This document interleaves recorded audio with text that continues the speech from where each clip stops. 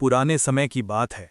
हिमालय के पहाड़ों के नीचे एक छोटी सी राज्य सूरजगढ़ हुआ करता था, जहां राजा वीरेंद्र सिंह अपनी प्रजा पर राज करते थे। वे ज्ञानी और न्यायप्रिय थे, लेकिन उनके दिल में एक अजीब सा शून्य था। उन्हें अपने लोगों की खुशी तो दिखाई देती थी, पर उन्हें महसूस नहीं होती थी, क्योंकि उनके आसपास सिर्फ चाटू लोग थे, जो उनके हर फैसले पर ताली बजाते थे, चाहे वो सही हो या गलत। उस राज्य में एक सिपाही था, अर्जुन, जो अपनी ईमानदारी और मेहनत के लिए मशहूर था। उसका परिवार छोटी सी झोपड़ी में रहता था। माँ बीमार थी और छोटी बहन लता सिलाई करके घर चलाती थी। अर्जुन दिन रात सीमा पर सेवा करता, सर्दियों की ठंड और गर्मियों की लू से लड़ता, पर उसके चेहरे पर कभी शिकायत नहीं होती थी। उसे लगता था कि देश सेवा ही उसका धर्म है। एक दिन दुश्मन राज्य कालकोट ने सूरजगढ़ पर अचानक हमला कर दिया और रणभूमि में हर जगह धुआं और तलवारों की चमक दिखने लगी। राजा वीरेंद्र खुद सेना के साथ निकले, पर उनका घोड़ा एक घाटी में फिसल गया और वे दुश्मन के झांसे में आ गए। अर्जुन ने यह देखा और बिना अपनी जान की परवाह किए राजा के पास पहुंच गया। अपनी ढाल से उनके ऊपर पड़ते तीरों को रोका और अपनी तलवार से दुश्मन के 2 सैनिकों को धूल चटा दी। राजा बच गए, पर अर्जुन गंभीर रूप से घायल हो गया। उसके हाथ में तीर घुस गया था, पर उसने फिर भी राजा को कंधे पर उठाकर सुरक्षित जगह तक पहुंचाया। राजा ने उसके साहस को देखा और पहली बार उनका दिल गर्व से भर गया। वे बोले, अर्जुन, आज तूने अपने राजा को नहीं, अपने देश की इज्जत बचाई है। उस दिन के बाद अर्जुन को राज्य का सर्वोत्तम सिपाही घोषित किया गया। पर उसने कहा, महाराज, मुझे सिर्फ इतना वरदान दीजिए कि मैं अपने लोगों की जिंदगी सुधार सकूं। राजा उसके भाव से प्रभावित हुए और उसे सूरजगढ़ के क्षेत्रीय अधिकारी के रूप में नियुक्त कर दिया। अर्जुन ने अपनी ड्यूटी और भी ईमानदारी से निभानी शुरू की।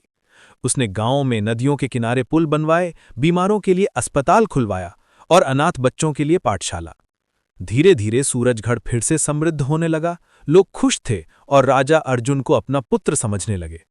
पर कहानी यहीं खत्म नहीं होती, क्योंकि असली परीक्षा तब आई जब कालकोट का दुश्मन राजा विक्रांता अपने विशाल सेना के साथ दोबारा लौट आया, इस बार शांति के नाम पर एक साजिश लेकर।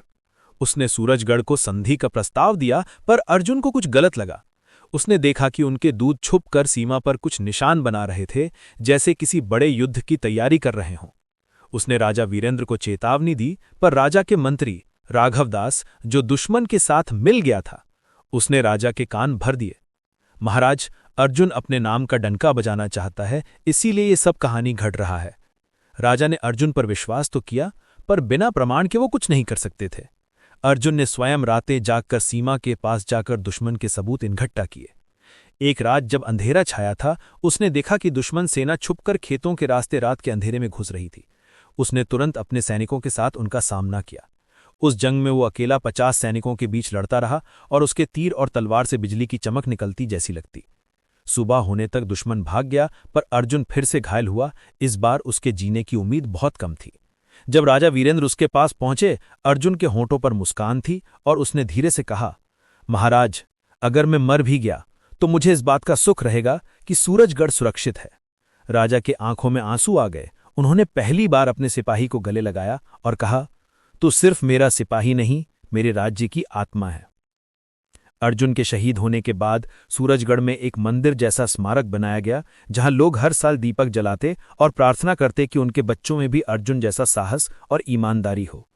पर समय के साथ राजा वीरेंद्र ने एक महत्वपूर्ण सीख ली कि राजा के पास राज्य चलाने का बल हो सकता है, पर देश चलाने के लिए दिल होना जरूरी है। उन्होंने अपने दरबार से चाटू लोगों को दूर किया और गांव-गांव जाकर लोगों से मिलने लगे, उनकी समस्याएं समझने लगे। उन्हें महसूस हुआ कि अर्जुन का सच्चा योगदान सिर्फ जंग में नहीं, बल्कि लोगों के दिलों में विश्वास जगाना था।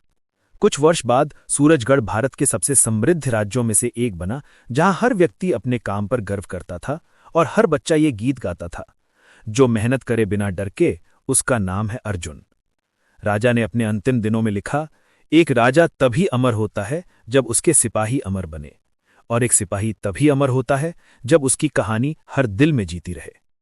अर्जुन की कहानी सूरजगढ़ के इतिहास का हिस्सा बन गई।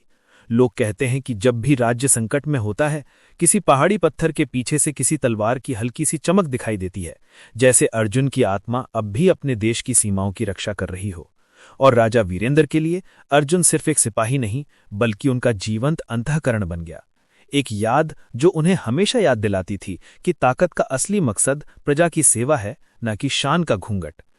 इस तरह एक राजा और एक मेहनती सिपाही की एक कहानी सूरजगढ़ के इतिहास में हमेशा के लिए लिखी गई, एक मिसाल के रूप में, जहां राजनीति से बड़ा इंसानियत का दर्जा दिया गया और जहां एक आम सिपाही ने अपने कर्तव्य और निष्ठा से राजा को भी जीवन का सच्चा अर्थ सिखा दिया।